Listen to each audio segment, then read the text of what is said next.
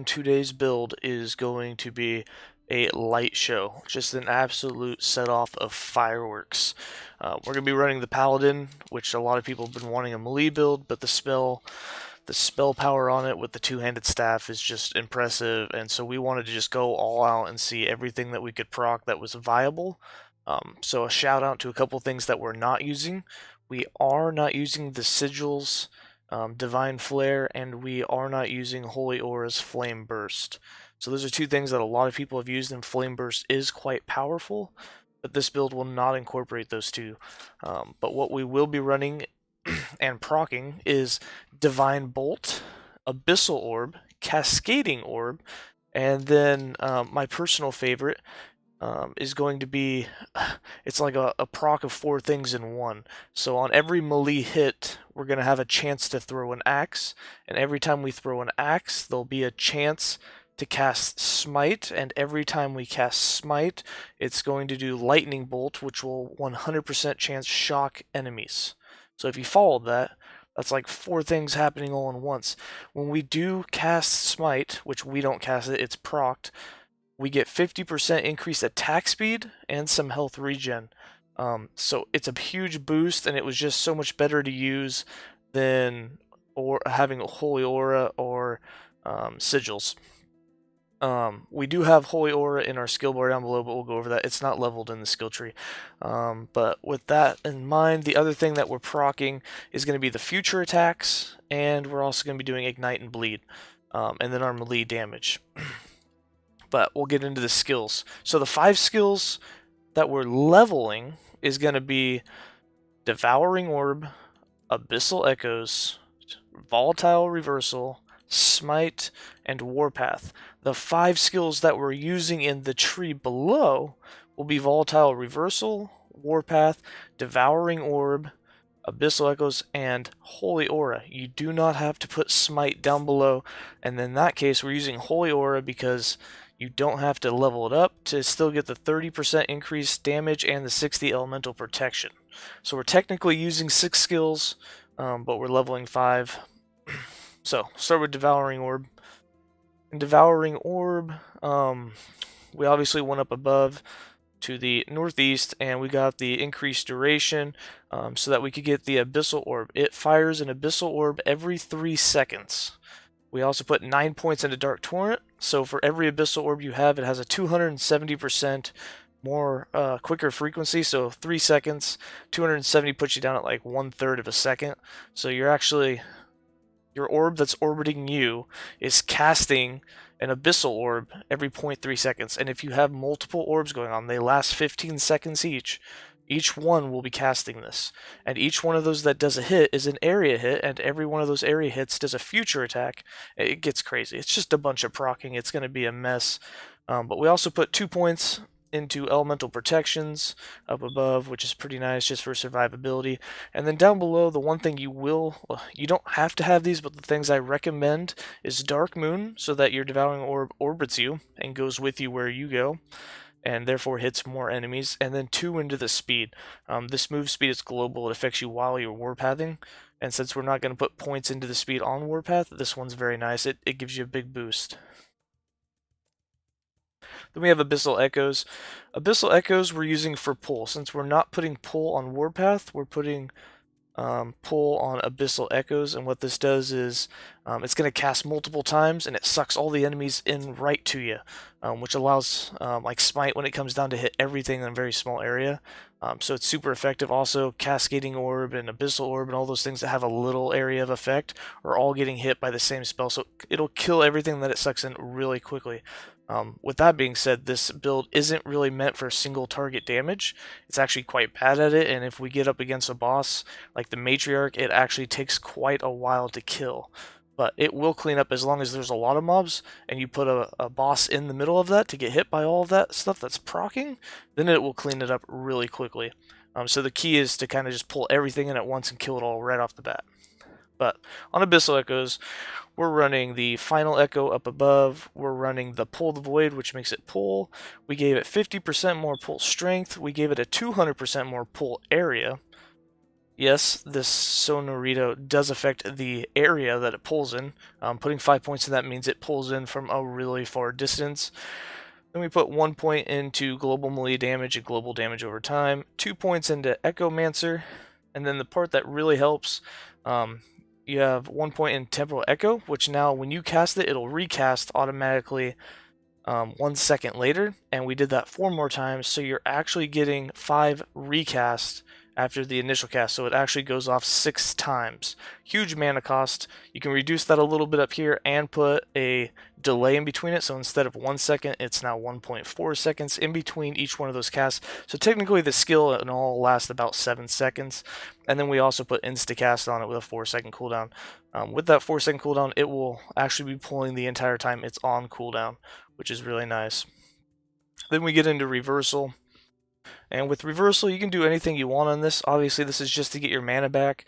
We put into a bunch of time rot and void rift on arrivals, some extra area, some extra damage for enemies, and then we also took the attack speed because that attack speed really helps Warpath. Then we got smite, and on smite, this is why we use this skill. So a lot of people have been running sigils, which sigils is really powerful and it would have really helped with more health regen and some damage. But in our case, it just isn't easy to keep the upkeep on that with how it's going. And since it's so hard to keep 4 sigils active at the same time, it's so much easier just to level up smite, and it's a skill that just procs and you don't ever have to use it. So it's just to level it up and forget about it.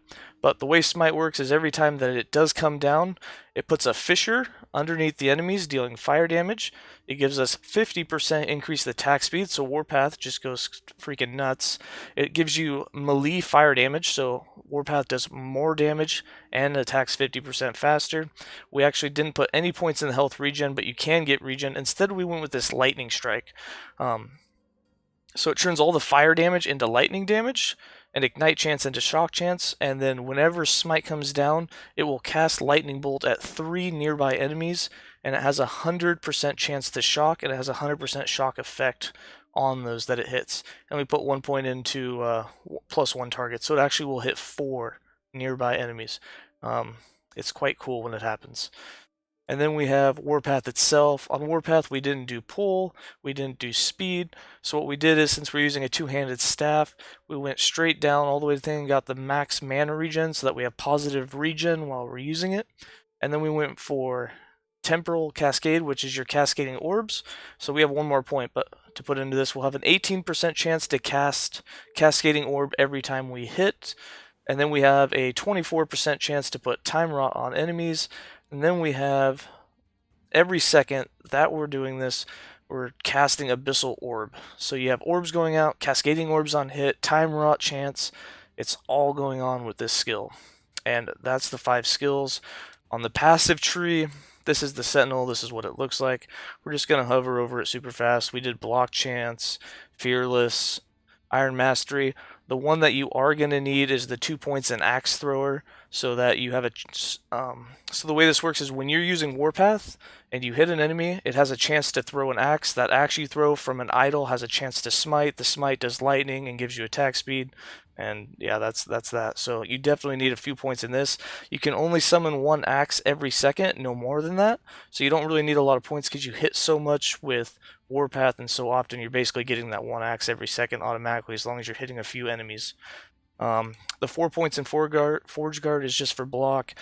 The 25 points in Void Knight is needed. So the 10 points, actually we'll start at the bottom. You get 5 points for increased damage. You get the World Eater for the melee damage leech and the void damage leech. 2 points into Void Blades for the additional void damage. And then most importantly, the 10 points in future attacks. Everything that hits is going to do an extra hit with this. Your orbs that hit, your cascading orbs, your divine bolt, anything that does a hit that's not damage over time is getting an extra 50 void damage 2 seconds later in the future. So huge damage boost when you put the 10 points in that. And then in the Paladin, you can do anything that you want in this. The only things that you do need is the Divine Bolt, which you can put more points into this if you want and have more projectiles, and the Bleed, because Bleed can be a pretty big damage boost. and that's really all you need. You can put anything else that you want in this. There's no big procers or anything else. Everything else we have in this tree is just extra health or blind enemies or extra health, damage, and healing. But this is what it looks like. And then for items, obviously you're going to want a two-handed staff. And you're going to put armor and protections while channeling on everything that you can. The rings, the relic, and the staff. We actually only have T1 armor and protections on this, so you could actually be way more defensive than we are. We put everything into health regen. And we have roughly 300 and I think it's like 50 health regen a second. I'll open it up. We also have 100% glancing blow. So those are the items. We have 361 health regen. We actually currently only have 92% glancing blow. It was over 100. Sometimes these items are all weird when they're on certain ways, but either way, 92% glancing blow. Our critical strike avoidance is 94%, so we didn't quite tap it out. We put this together rather fast. Even without a shield, we still have a 26% chance to block. And then the idols is pretty important. You must have at least one idol that has a chance to cast Smite when you hit an enemy with throwing attack. That throwing attack is the axe you throw from the passive tree. So you use Warpath, you hit an enemy, it procs an axe throw, the axe throw procs Smite, Smite procs lightning, and you get that whole disastrous mess. So we have two idols that have that, so when we do throw the axe, we have an 18% chance to cast Smite. We also have, every time that we cast Devouring Orb, for 4 seconds we get increased global damage. And we get 88% void damage over time, which the future attacks, I don't think are damage over time, but Time Rot that we do hit, almost every chance we get with Warpath is damage over time for void. And so this 176% extra void damage over time really helps with that. Anyways, that's everything on that. We'll run a quick 5 waves to show you what it does.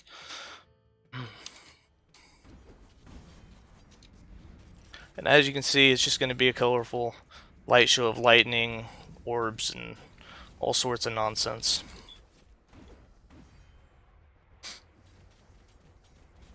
This character is also level 100, so it's actually scaled pretty hard. The damage is a bit lower. If you were only level 70 or so, the damage would be much higher. It still clears out pretty quick though.